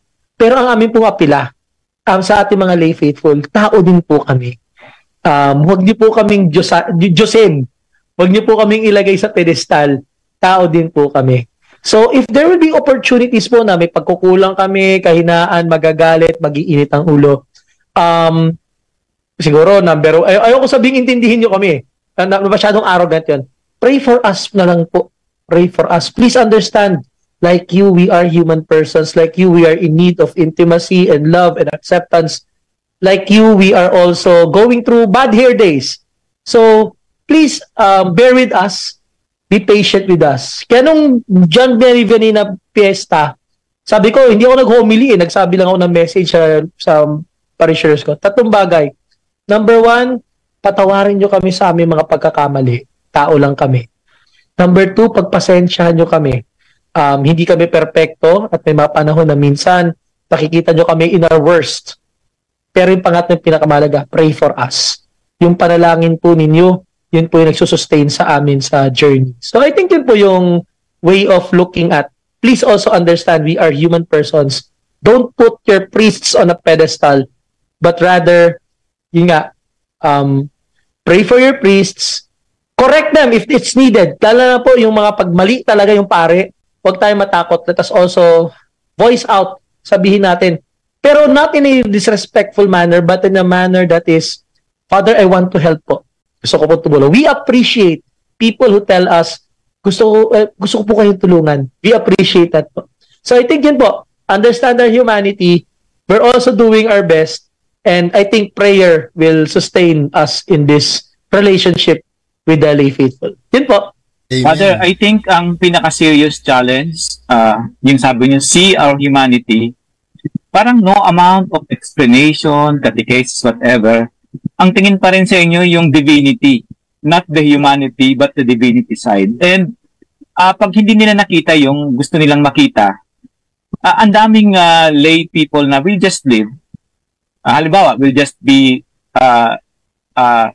inactive sa parish service, pag hindi nila halimbawa, hindi nila nakita yung hindi naka-respond si Father sa pangailangan ko kasi nga ang tingin sa inyo more on not the humanity. Pag nag-fail doon, ang tendency ng lay, hindi na ako mag-serve. Yes. Yun ang remedy, hindi na ako mag-serve. O kaya, worst, lilipat ng parokya. Until the term of the parish priest. Babalik siya pag hindi na siya yung... Pag hindi na siya pare. Yeah. Oo. Actually, brother, yun ang medyo serious challenge that I think kailangan na yung Kuya makita Carlo, talaga yung humanity side. Kuya Carlo, may magandang solusyon dyan, Tito Alan. Ang magandang solusyon dyan, yung mga taong katulad natin na nakakwentuhan si Father Kevin ngayon, yung mga nakapakinig kay Father Kevin ngayon sa pinagdadaanan ng pare, tayo yung mag-unang umunawa at mag-share doon sa taoy. Understand, bago maging pare si Father Kevin, bago maging pare si Father Jojo, si Jojo muna yan, si Kevin muna yan, tao din yan, nagkakamali.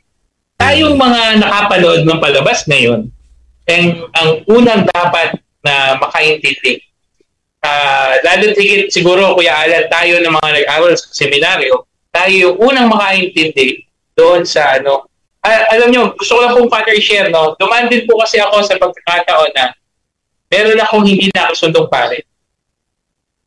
Ang tagal kong ipinoseso yan. Atin lang yan, mga kapatid. Atin lang yan, pati sa 71 viewers. At sa team replay. Pero Father, napakatagal po pong naiproseso at naunawaan. Sinabi ni Kuya Alan, Pip, hindi ka nagsisimba dahil kay Father Toot. Ikaw ay nagsisimba dahil Kristo, ikaw ay tumalapit sa simbahan, hindi dahil kay Father Toot. Ikaw ay lumalapit sa simbahan dahil kay Kristo. And si Father Toot ay naging alter Christus o yung parang nagre-reenact kay Kristo, yun siguro yung pinakamalapit na term.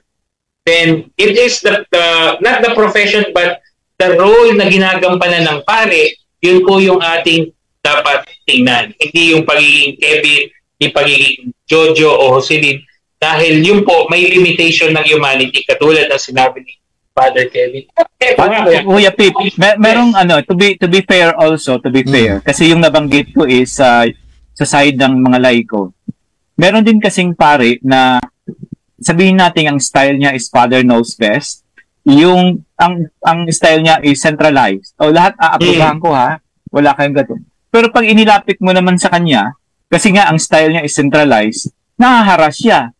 So para bang sinusundan lang namin, Father, yung style mo na medyo gusto mo centralized. Tapos ngayong hinahanap ka namin at gusto naming isang guni ito sa'yo, para bang ang tendency mo, nahaharas ka naman. So, meron din ganon. To be fair also. Yes. Not to be one-sided. And Brother Carlo, Father Kevin, Brother Pip, Father Kevin, actually, yung sa Pilipinas na na-experience natin is very different from here sa United States. Alam niyo po ba, nagulat ako dito nung nag-serve ako sa isang simbahan. Meron kasing sa isang parish, yung organization ng parish, may pastor, may business manager. Which is, dun sa organization per se, technically, parang magka-level sila. So kung ano yung kumbaga, in terms of mga business, sa business side, finances, gayon, yung business manager ang may say. In terms of pastoral, spiritual, yung pastor yung may say. At minsan, dito sa US, yun yung nagiging problema. Actually, na-culture shock ako kasi nawawala yung respeto ng lay sa pare. Nawawala yung sense of obedience. So actually, first-hand experience ko, so ako, ginawa nila ako liturgical coordinator, sinimulan ko, sabi ko, ang statement ko is, my obedience is to the rector. Ayun, pinag-initan niya yun ako. Hindi kasi, tinuturuan, kasi yun yung pagkakaintindi ko, doon ako na form, na in any way, kasi, simbahan yan sino dapat ang mag-set ng tone, sino dapat ang mag-set ng mission, sino ba, 'di ba dapat yung in terms of finances, in terms of everything, solicitation and everything like that will coincide with your spiritual or yung plano mo para sa parokya mo, di ba? As a priest, di ba? Pero doon nga nagkakatagnya. Minsan puro na lang sila puro solicit, nawawala yung sense of yung pastoral sense. Na bakit ba natin ginagawa to? Para saan ba tayo? Bakit tayo naglilikom ng pera, di ba? So yun yung dito sa US talagang nawa, at ang ihirap. Hindi ko naman sinasabing lahat, pero yun yung kadalasang problema. Maswerte tayo sa Pilipinas sapagkat yung trust ng mananampalataya sa pare ganun. At kumbaga konting ano lang yan, konting adjust or formation, di ba? So, pero dito sa US, Alan, sinagot ni Father yan eh. Maganda yung sagot ni Father. Ano? Journeying with the people. Yes. At pag sinabing journeying with the people, hindi lang yung pari yung nakikisama. Dapat tayo rin, we are journeying with the priest. At tama yung sabi mo, Brother Pip, yung pinag-usapan natin nung before, di ba? Na ang ating respeto bilang lay sa pare, dapat doon sa pagkapari nila. Kung nakagawa man sa atin yung pari na yon ng hindi maganda, magalit ka doon sa pagkatao nila. Pero yung pagkapari nila, dapat nandun pa rin yung respeto natin kasi sila yung inatasan ng Diyos para tulungan tayo spiritually. Di ba po, Father Kebs? Actually, gusto kong maganda yung sinabi ni Brother Carlo, no? Kasi sa totoo lang po, no, isang reality. Naalala ko, tatay ko, palagi niyang sinasabi sa akin to, iba't ibang pare, iba't ibang ugali, no?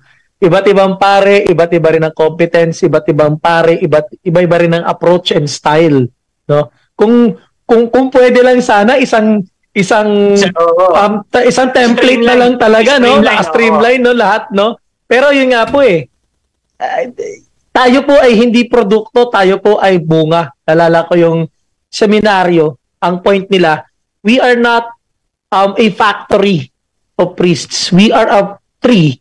And every tree will have different fruits. May hinog na, may hihinugin pa, may malaki, may maliit, no? Kasi I think that is where the uniqueness of every person lumalabas, no? Maganda rin po yung sinabi kanina ni Brother Carlo tungkol sa yung very careful din kami with dealing with humanity and how we express it to our lay faithful. Kasi po, yung sa humanity kasi, may respeto, may paggalang, mataas yung pagtingin. Meron din naman na na-appreciate yung pari na humble, na pari na umaamin ng pagkakamali. Pero yun nga po, maganda rin po yung sinabi po niya na there is still that, how should I put this, boundary? Boundary ba? O certain level of respect, if you may, para po dun sa pare. Pero yun nga po, maganda rin sinabi din ni Brother Tito Alan, kasi yung clash talaga mangyayari mangyayari po. There will always be a clash ng clergy at ng lay when it comes to certain matters, especially the administrative matters. Siguro nga there is no one solution to the problem pagdating po sa ganyan. Kasi yun nga, depende sa temperament ng pare, depende sa temperament ng lay person. Pero yun, babalik ako sa sinabi ni Kuya Pip, no? Yung journeying. Kaya nga siguro ito, share ko lang din, no? Isama din sa experience sa isang parish priest. We get to be transferred every so often. And I think there is wisdom to this. Bakit kami nalilipat from one place to another? Hindi lang because of attachments, hindi lang because of juicy assignments, pero nakikita ko rin po dito, kasi iba't ibang level ng tao yung haharapin mo Iba't ibang ugali. At bilang pare, yun nga, when you journey with them, you get to learn how to deal with them, how to relate with them, how to dialogue with them. Kaya po sinasabi, sa amin po 6 years po ang isang term. Ang kwento niyan, tanda natin 3 cycles ang isang liturgical reading. Para at least kung uulit ka, may bago ka pa. Ngayon, kapag umulit ka ng isa pa, Naubos mo na siguro lahat ng libro ni Neil Guillemette, no? Pati lahat ng mga homily guide naubos mo na. Pero ang nakikita ko pong wisdom dito sa paglipat namin, kasi po at the end of everything, kanino ba kami mananagot? Sa Diyos eh. At kung ano man yung aming iwan, ano man yung aming gawin, ano man yung aming maging legacy, at the end of everything, it's not about us eh. It's about the Lord. I think yun din po yung isang nagiging problema din po namin bilang mga pare. Nag-share ko na lang din, no? Kapag nagkaroon na kami ng fans club, no? Ayan po, aminin ko na. May mga taga-Batambubang na nun. Wala naman siguro, no? Pag may fans club na yung pare, nako po, yan po yung isa sa pinakamahirap talaga na kailangan mong intindihin, no? Kasi yung wala dapat paring may fans club, sa totoo lang. Wala dapat paring may fans club. Ang isa lang ang ating sinusundan, isa lang ang pina-follow natin, si Christ lang. Kaya lang po yun nga because of the attention, because of, let's face it. Pero naman po galing competency mga pare. Pero at the end of it all, we have to leave everything behind. I think yun din po yung wisdom kaya lumilipat kami. Kasi nga, we also have to leave everything behind. At sana nga po, ito po, just to end my long sharing. Sana po ang iwan namin hindi problema. Sana po ang iwan namin sa parokya hindi sakit ng ulo. Sana po wag kami mag-iwan sa parokya ng utang, higit sa lahat, no? Isa pa na wag namin iiwan sa parokya. May iba po hindi nag-iiwan sa parokya. Walang iniiwan sa parokya, no? Narinig niyo yung kwentong inuuwi pati yung toilet bowl, yung ng aircon, yung ultimo yung case ng aircon. May ganyan eh. Pero sana lang po, yun po ang aking panalangin din po bilang pare, no? Na we don't leave, if we ever leave things behind, well, God will provide. Maybe the next pastor will take care of it. Pero sana po ang balagi namin iiwan ay mabuting alaala, mabuting halimbawa, at syempre mga mabuting relasyon na kahit na hindi na kami nasa parokya, pababalik at pababalikan. Ako, ganda na kwentuhan. Father, may nag-comment dito. Sabi ni Basilia Montesa Lopez, gandang gabi po. Sana po magbigay ang pari ng regular sked na pwede silang makausap ng masinsinan, which is all about paglilingkod lang. Hirap din po ang mga lingkod, leader. Konti lang po ang paring naabot. Mostly natatanaw or napapatanaw lang. Sabi niya. Totoo yan. Actually nga po kaya sa totoo lang po ang challenge talaga dito. Huwag kami magkulong sa kwarto. Minsan nagigilty ako dito. Kukulong na lang sa kwarto pag ayoko makipag-guilt sa tao. Dapat nakikita po kami. Sabi ni Eva De Ocampo, naka-live daw tayo, Luzon, Visayas, Mindanao at ibang bansa. Iko-connect daw tayo kay Pope Francis. Power! Praise the Lord. Tapos sabi niya, I connect na to all my media friends. Shinare na raw niya sa mga classmate niya sa iba't ibang bansa. Salamat po. Ayan. Tapos, salamat. Sabi ni Janet Lucas, Sister Janet, avid listener natin to at watcher dito sa FB. Minsan kasi dapat intindihin din natin ang mga pare. Baka naman minsan ang problema nasa ating mga parishioners. Sabi niya. Hindi dapat minsan. Palagi nating intindihin at ipagdasal. Dapat hindi tayo pumapaltos dun eh. Hindi minsan lang yun. Dapat palagi silang inintindi. Kasi, brother, ilang libong tao kinakaharap ng mga pare. Correct. Araw, linggo. Dito 30,000. Dapat lagi. Correct. Tapos sabi ni Tita Kit Bantige, tama po, meron lumilipat ng parish pag ayaw sa pare, lalo na pag hindi gusto homily. Ayan. Ano po ba Next question, please. Hindi, actually, ako palagi ko sinasabi, Father Kevin, kahit very, very transparent ako. Kahit ako dati nung araw, talagang medyo maano ko sa homily ng pare, medyo, kasi galing tayo seminaryo, di ba? Pero later on, naintindihan ko, kung ano man yung sinasabi ng pare, malalim man yan, mababaw o pagpikit natin, isipin natin kung ano yung inaano ni Lord sa atin. Binabanggit. Wag nating tingnan yung pari na yun na nagsasalita na, sabi ko nga, wag natin tingnan yung pagkatao ng pare, ang tingnan natin yung pagkapare ng pare. 'Di ba? Yun yung ano natin. Kaya kahit hindi maganda yung Pakinggan natin, makinig tayo. Baka may binubulong si Lord sa atin doon sa mga sinasabi ng pare, mababaw o malalim. Opo. Pero Kuya Alan, meron akong concern yan. Ay. Oh yes, go ahead, Brother Carlo. Doon sa Good. Oh, kasi may natanungan na akong paris priest tungkol dyan. Sabi ko, Father, bakit sa mga homily, bihirang na-highlight yung teachings of the church on human sexuality? Halimbawa, yung mga contraceptives, kasi may mga kasamahan ako sa parokya na minsan sa CFL pa, Commission on Family Life, na very positive sa condom, sa contraceptives, etc. Kaya naitatanong ko bakit hindi yun, Father, na highlight ng mga paris priests sa homily? At sabi ko, tama ba ang suspect ko na kasi unpopular yung teaching na yan sa survey mga lalo diyan sa US, mga 75%, overwhelming majority of Catholics accept contraceptives. So bakit hindi yan na-highlight sa homily? Ang sagot, not to rock the boat. Kasi I may offend the parishioners. May ganun talagang honest to goodness na acceptance. If I will preach that, baka parang nagwo-worry na if I will preach that, baka yung homily na yun hindi acceptable kasi nga overwhelming majority ang sumusuporta sa contraceptives. So, sabi ko ano yun, natatali ang salita ng Diyos I mean, sumusuko na lang ba just because hindi lang yung contraceptives, there are other teachings na kasi di ba daming cafeteria Catholics namimili lang ng pinapaniwalaan nila.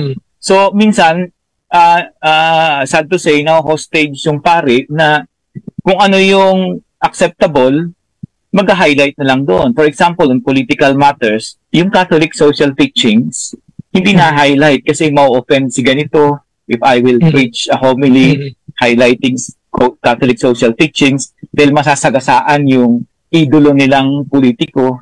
So, medyo nakakalungkot na nagiging silent na lang kasi nga, baka lumipat yun ng ibang parokya. Ito pa naman yung inaasahan ko sa fundraising. Mga ganyan, Father. Opo. Alam niyo po, Brother Carlo, napakaganda po ng sinabi ninyo. Pero, I'd like to summarize yung medyo may points na po naisip dun sa ating kwentuhan. Number 1 po yung sa about preaching. Isa po muli sa natutunan ko po sa seminaryo, lalo na po kay Father Ferdy Santos, no? The people deserve good homilies. The people deserve well-prepared homilies. At hindi po ang isa pong bagay na pinagsusumikapan ko po talaga that I study, I make my research, and most importantly, I pray over the homilies. Kaya po minsan ako po, syempre, alam niyo po, lahat naman tayo siguro nang galing sa seminaryo, lahat tayo po nakarinig ng homily na, yan na yun? Para meron pang pwedeng pag-usapan, di ba? Para we always have that, no? We always have that. But honestly po, as a priest, I always keep that in mind and heart. Ano man yan, weekday mass or Sunday mass, the people deserve good homilies. And I hope, itong generation po namin, medyo natutunan na po. Sa tingin ko nga, medyo oversaturated na nga kami. Mamaya kung ano naman pa yung mga nanonood, no? Pasintabi po. Kasi po, yun nga, minsan nga sa sobrang paghahanda, no? Nagiging celebrity na yung pare, no? But that's another story. Kasi yung pare na nakikilala, hindi na yung word of God. No? It happens. Nonetheless, I believe people deserve good homilies and we as priests should prepare, should research, should study, should pray over our homilies. Kaya po, yun nga, siguro nga, nakatulong talaga sa seminaryo itong medyo critic din tayo sa isa't isa. Second po, maganda po yung sinabi po regarding the Catholic social teachings. Kaya nga po, di ba, ang ating terminolohiya sa Catholic social teachings ay the most well-hidden secret of the church, no? Ang pinakatagong sikreto ng simbahan. Kasi nga, naiilan lang talaga ang nakaka-appreciate, ilan lang talaga nakakapagsalita about it. Ewan ko lang po, ang Brother Carlo, share ko lang. Trainings amin sa seminaryo sa San Jose na palaging merong element ng Catholic social teaching in a way. Kung hindi mo papipilit, at least you have to include the Catholic social teaching in the homily. One more thing about issues, ito yung mga political issues, etc. Ako po share ko lang, no, naging ano din po, nabash din po ako, no, nabash din po ako, lalo na pagdating sa politika. Pero part of the prophetic role ng bawat Katoliko Kristiyano, lalo na po ng pare, in speaking the truth, no? So yung pagsasabi po ng katotohanan. Naalala ko, di ba? Isa sa mga motto po namin to sa sa seminaryo na yung sabi sa ni second letter Paul to Timothy, insta importune opportune, no? You preach the word in season and out of season. Yun po, I think this generation, our generation, papasalamat po kami sa Diyos, no? We have been formed, trained by really good priests who are not only good speakers but also good witnesses to the word. Kaya po, hindi kami takot magsalita tungkol sa katotohanan. It is a reality, opo, meron pong mga pare na natatakot, mawalan ng benefactor, mawalan ng fans, mawalan ng followers, lumipat sa kabilang parokya, bumalik sa dating parish priest, no? Dahil sa pagsasabi ng totoo. But hindi ba ito yung natutunan din natin, no? The truth will always prevail. The truth may hurt, but the truth will set us free. I think we have to revive that prophetic role, that prophetic function of not only every Catholic Christian, no, but all the more as priests.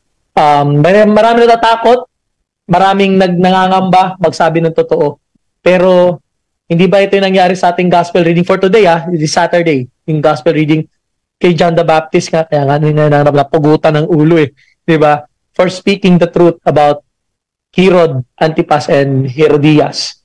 And I think let us not forget that we are called not to please everyone, but to love everyone. Maganda yung quote na yun Yun. We are called not to please everyone, but to love everyone. And part of loving is tough love. Tough love means we call on the mistakes. Tough love means we tell what is wrong.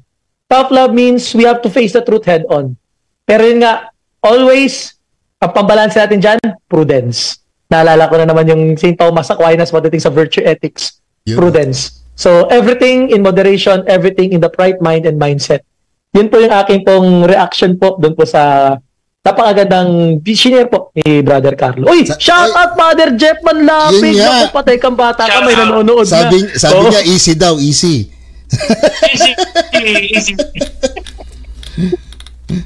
Nako, Father, thank you so much. Napakaganda ng kwentuhan natin. Sana may part 2 dahil ang dami pa nating pwedeng papapag-usapan pero lumalalim na ang gabi. Pero sa akin yung take away. Bukas, may yan. Bukas may assignment pa si Father. May pa si Father. May misa pa pero okay na. May humili na ako. Sabi nga Father Kevin, sabi nga ni Ate Jen, thanks for always delivering good homilies, Father. Oy, happy birthday kay Ate Jel, no? Happy birthday sa iyo. Birthday niya kahapon, no? Mabuhay ka hangga't gusto mo. Yan. At yung aking take away nga, marami tayong natutunan ngayon. So yung sa akin, personally, yun yung ako talaga personally ang pinaglalaban ko yung pare, katuwang natin. Siyempre, bibigay natin yung respetong para sa kanila. Rerespetuhin yung pagkapare, rerespetuhin yung pagkatao ng pare. At minsan, siyempre, ang pare nagkakamali din, iintindihin. At kumbaga, uunawain natin bilang lay, uunawain ko. At siyempre, kung close ko naman yun, di ba? Kakausapin ko, di ba? Nang maayos. At hindi ako makikipag-away dahil unang sa lahat tinuturo sa atin ni Lord, di ba? Humility, yun din yung tinuturo sa atin ng mga pare. Pagiging yung humility and obedience.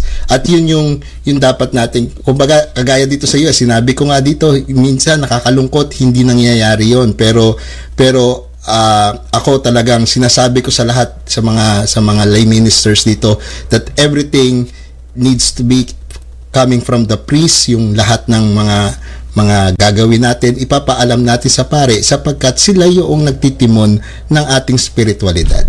At bilang isang pare, may mga fratalities din na narinig natin kanina, di ba? Iintindihin din natin. Dahil sabi nga ni Father Kevin, tao lang din silang mga pare na dapat nating ipagdasal. Kuya Pip. Nag-freeze si Kuya Pip. Brother Carlo. Ako naman ang ang takeaway ko yung sinabi ni Father Kevin na there is no single solution to the problems. Kasi kung merong isang solusyon lang sa mga problema, we will not need the Holy Spirit anymore. So magiging purely human institution tayo na nag-rely na lang sa mga organizational development design, mga kung ano-anong management tools. But no amount of management tools can fix problem in a parish kasi lahat naman ng organizations merong mga ganyang klaseng problema. At ang tension is very much natural in a human organization. Maski sa mga corporation, tension between managers and supervisors, between rank and file employees. Sa gobyerno naman, tensions, all the more tension between the Senate and the Supreme Court, things like that. So may natural yung tensions. But we have to remember that the church is not just a human institution, nakapareho ng ibang organization. It is divine at the same time. So, nandyan talaga ang Holy Spirit. Kaya nga, kung minsan nalulungkot ako na ang yardstick of minsan pa nag-i-evaluate sa mga activities in the parish, ang evaluation is nailabas ba ng maayos yung mga karo, yung mga magpuposisyon ba on time, etc. etc. But yung pinaka-ultimate objective na evangelization, conversion, which should be the main objective, the overarching objective, minsan nakakalimutan. Parang nakafocus doon sa administrative. Basta na idaos ng maayos yung fiesta, yung hermano mayor, maayos yung... Hanggang doon na lang. So, sana more than that, yung divine objective, more than the human. Yun lang po ang aking takeaway. And in that case, we will be needing the Holy Spirit. Amen. Kuya Pip. Thank you. Takeaway ko dito na... Yeah. Ang takeaway ko today or tonight, number 1, pagdasal mga pari. Number 2, journey with our priest. At number 3, shout out Father, sa mga pari natin sa seminaryo at ipagdasal natin ng mga pari sa seminaryo at yung mga pari nagbinyag sa atin, mga kaibigang pari, pagdasal natin. At lastly, Kuya Alan, Father Kevin, maraming salamat. Tandaan po natin, sinabi ni Father Kevin, yung frailties nila, yung mga kahinaan nila, hindi natin dapat palakihin. Pagkus, sila itulungan, ipagdasal. At kung may gusto tayo mangyari sa parokya, let's be present in the parish. Huwag na lang tayo mag-rant sa Facebook. Pumunta ka sa parokya, simba ka, tapos pag may kay Father, huwag ka lang nagsasabi na, hoy, si Father, ganito. May pag-usap po tayo sa parish. Hindi, totoo yun. Kasi di ba sabi sa Biblia, Father, pagka may nakagawang kasalanan, puntahan mo, kausapin mo. Kung hindi pa makuha doon, kumuha ng kaibigan at isama doon, puntahan uli at kausapin. Hindi, wala sinabi yung sa... number 1 is communication. Importante yan. Walang sinabi sa... Kung hindi ka nakikipagkwentuhan sa pari, hindi mo alam pinagdadaanan niya kung ano sasabihin mo. So, makipag-usap sa pari, no? Kamustahin lang pari, at lumapit sa pari at ipagdasal ang pari. Yan. Yes. Hindi nakalagay sa Biblia na i-post sa Facebook. Kaya sinabi puntahan, kausapin. Easy. Father, kayo po. Kami si Father Jeff. Last message po para sa mga katikista natin, sa mga lay people na nagsaserve sa parokya. And after po noon, paunlakan niyo po kami ng closing prayer at blessing niyo po bago tayo magtapos. Opo. Sige po. Una po sa lahat, maraming salamat sa Batang Minor TV, Tito Alan, Brother Carlo, Kuya Pip, sa napakagandang kwentuang ito. Feeling ko bukas, marami nang makakarinig nito at mukhang kailangan kong humanda sa aking prophetic role na harapin ang mga statements na aking sinabi. Nonetheless, yun nga po. Thank you very much for this opportunity. Alam niyo po, siguro kaya maraming nanood at maraming nagko-comment kasi ito yung mga topic na hindi natin masabi sa mga pare.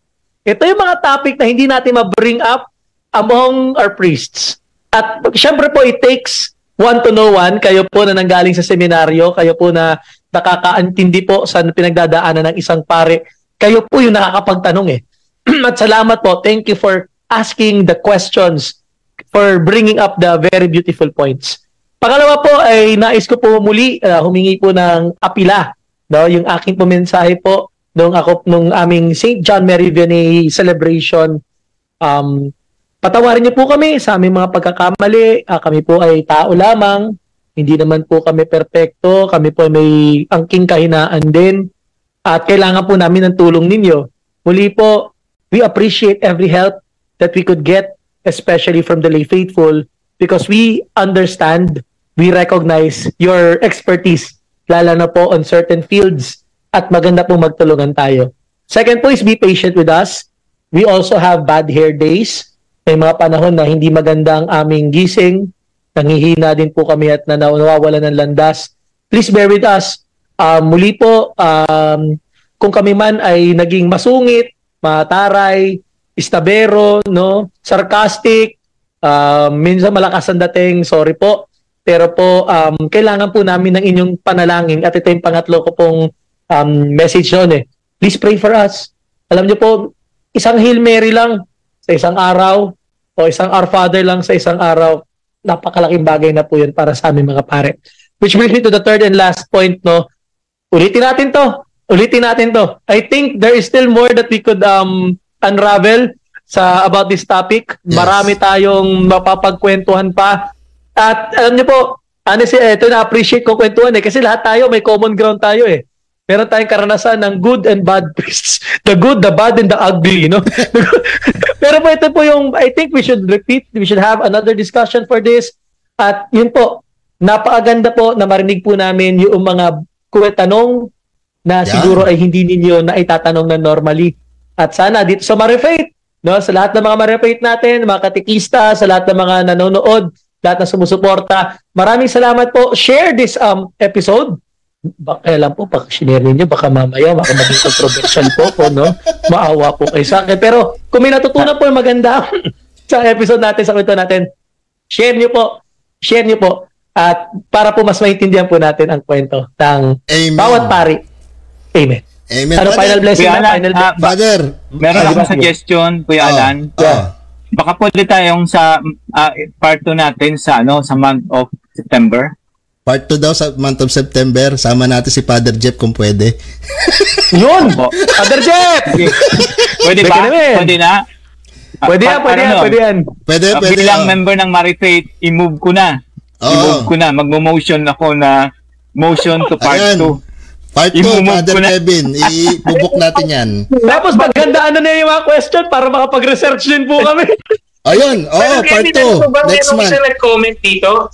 This is one of her favorite episodes sa Marifaith. May nag-comment po dito kanina. Opo. Yeah. Baka nga kasi yung mga tanong niya na hindi rin niya natatanong. Kaya tama po si Brother Carlo. Kung wala naman kayong gagawin o wala nakaschedule, magandang may isa ding pare na may ibaw ding perspective eh. Siyempre, isang side lang naman ako. I'm just one side of the Bahala ka na kay Father Jeff. Sige, Father. Nako, abangan po nila yan. Pero Father, lambing na kami. Final blessing na tayo para makapag-dasal at prepare ka din para bukas. Sige po. Sa ngalan ng Ama, ng Anak, ng Espiritu Santo. Amen. Let me pray for you and pray over you. Kapatid, Panginoon, napapasalamat po kami sa gabing ito, sa aming kwentuhan dito sa Marifaith. Salamat din po sa Batang Minor TV, sa aming mga kasama, si Brother Carlo, Tito Alan, Kuya Pip, at sa aming po mga pinag-usapan, lalo na po sa kwentuhan po ng buhay pare. Panginoon, nagpapasalamat po kami sa sakramento ng pagpapari, sakramentong iyong tinatag upang may mga maglilingkod sa bayan ng Diyos at palagi makikinig sa iyong tinig.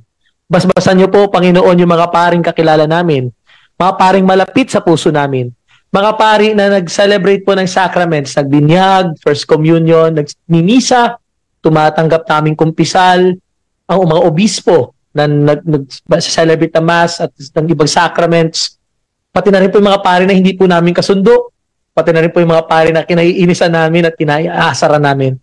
Tao rin po sila, Lord, at alam namin na sa pamagitan ng aming panalangin, sila po ay iyo pong magagabayan upang magkaroon ng puso katulad ng isang mabuting pastol.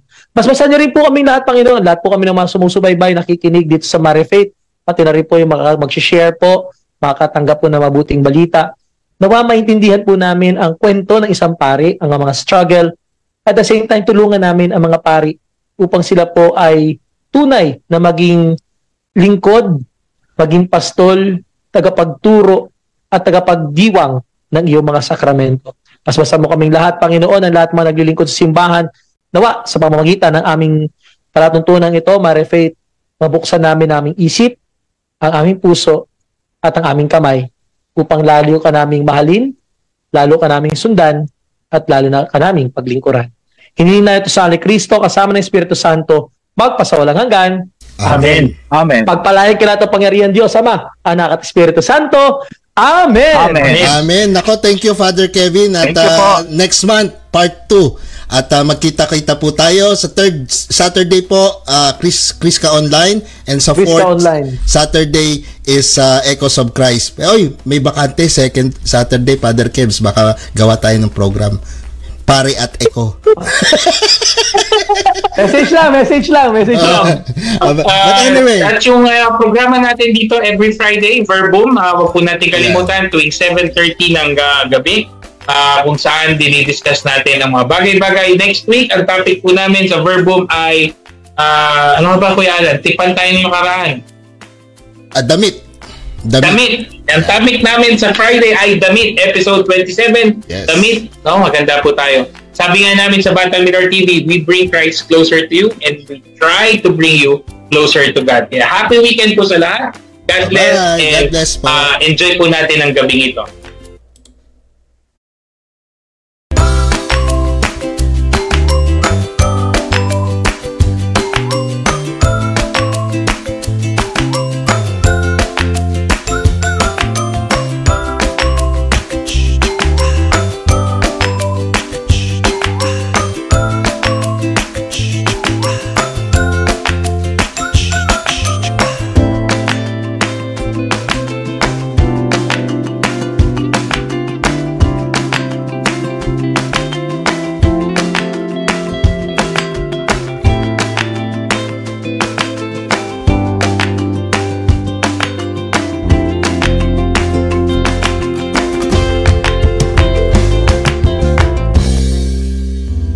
If you like this video, please give it a thumbs up and click the subscribe button. Thank you and God bless.